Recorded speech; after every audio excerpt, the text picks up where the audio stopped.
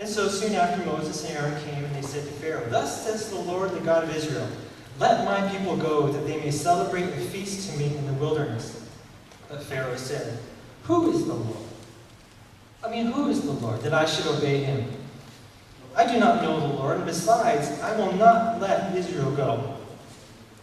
Furthermore, because you have made this request, because you want to take a break from your typical daily labor, I'm not only going to not listen to you, Moses, I'm going to actually make the labor worse on the people.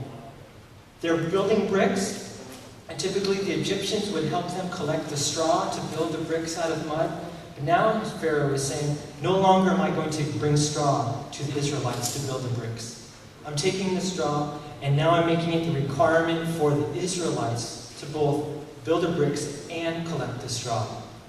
With one condition: you cannot reduce the number of bricks that you build each day. Same amount of bricks, but you got to do twice as much work. No exceptions. Moses, this is it. You're asking to take a break. You're asking me to go serve a Lord that I don't even know. Now think about how Moses had confronted Pharaoh.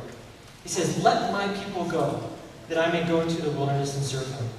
Moses did not confront Pharaoh and say, "Can I ask you a question, or can I make a request?" He's talking to the most powerful man in the world. He's not saying, "Can I ask you?" He's saying, "Let my people go." And Pharaoh is saying, "Why in the world should I obey you? First of all, you're demanding me to do something. Secondly, that would be the most stupid decision I could ever make." Think about it. Pharaoh has been, or the Egyptians now have been holding the Israelites captive for, it's estimated, about 400 years. The population of the Israelites is well over 2 million people. And why were they held in slavery in the first place? They were held in slavery in the first place because the Israelites were growing strong, and the Egyptians felt if they continue to multiply and they continue to grow stronger, they're going to leave us. They're going to flee from the land of Egypt. They're going to join with our enemies, and they're going to fight against us. So this is the underlying fear that the Egyptians had. We are not going to let 2 million people leave our land, join with our enemies, become allies with them, and then fight against us and conquer us. It was unreasonable that Moses would even ask this request. So we can see why Pharaoh made the decision that he did. So that gives us a little bit of background into why Moses did the things that he did. Now, is his reputation with Pharaoh getting better or worse? Is he getting a stronger reputation or a worse one? It's getting worse. Pharaoh is now really upset at him. But not only now is Pharaoh getting upset, there are foremen that work for the Israelites that are also now under much, much higher labor. And they're being beaten because they're not getting their work done. They have to collect the straw, they have to make the bricks, they're not getting their work done, and the Egyptians now are beating them. And so these foremen go to Pharaoh and say, "We can't do this. It's too hard, it's too difficult. It can't be accomplished." And then Pharaoh's response is, "Don't blame me. Moses is the one that says you guys have enough time and you're available, you can go into the wilderness for 3 days. You guys are the lazy ones. You have time to take a break. This is the result. Don't blame me. Moses is the one to blame." So what do people do? The foremen. They exit the presence of Pharaoh. Moses and Aaron are waiting, and they have some very, very strong words to Moses. And they say to Moses, it says, "May the Lord look upon you and judge you, for you have made us a stench. You have made us to stink in the sight of Pharaoh. He now doesn't even want to be close to us. He has even more hatred. Why have you put a sword in the hand of Pharaoh that he can now kill us? What are you doing? You came here to be our deliverer, and now you're just increasing our bondage." So now Moses has lost reputation with Pharaoh and with the people of Israel. And so Moses then comes before the Lord saying, "Look, I told you so. Didn't I tell you at the burning bush that I'm the wrong person to do this job? I told you so. I'm the wrong person. And now look at the result. The people hate me, Pharaoh hates me, and everything has been lost." He says, "Why did you bring harm on this people? And why did you ever send me?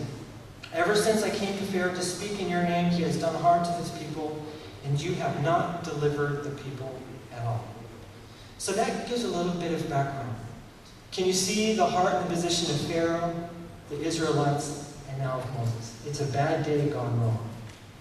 So I want to point out now 4 observations from the life of Moses, and I want to make 4 applications for our life in the context of how to face a bad, terrible day. The first observation I want to bring out. Moses was walking in the will of God when things went terribly wrong. Moses was walking in the will of God when he faced a very bad, terrible day. Typically, in our Christian walk with God, we feel that if we're following God, we're obeying Him, should things get better or should things get worse? I mean, think about that. You're following the will of God, you're obeying Him. Should things normally get better or should they get worse? Well, in this case, they got terribly worse. But you need to remember, God had actually warned Moses that things were going to turn bad. He had warned Moses that he's going to harden Pharaoh's heart. Pharaoh's not going to listen to him. He's going to be under compulsion, under heavy, heavy plagues that Pharaoh is going to let the people go. So it's not surprising what happened, but Moses is very surprised. And I'm suggesting there might be more reasons or even another reason, but I'm going to suggest 4 reasons of why I think Moses was surprised. The first possibility why Moses was surprised, perhaps he was just disillusioned. He just didn't know what was going to happen. He had a specific idea in his mind about the way that things should go, and it did not happen according to his plan. He was disillusioned. He says, this is the way God should do it. This is how things will come about. But I can't figure out why it didn't happen. He was disillusioned. The second one is perhaps he was in denial. He heard what God said, but perhaps he had some selective listening. And he said, God, I hear what you're saying, but that really can't happen. I just don't believe that will happen. And so perhaps he was in denial, not really accepting God's plan, even though he had heard it.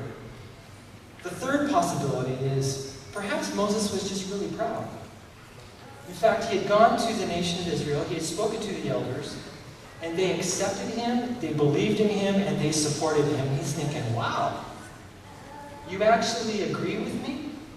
And I'm actually getting the support of the top leadership in Israel. This is pretty cool. So he might have gone to Pharaoh thinking, if I got this kind of results with the Israelites, maybe I can get this kind of result with Pharaoh as well. So perhaps he was a little bit proud.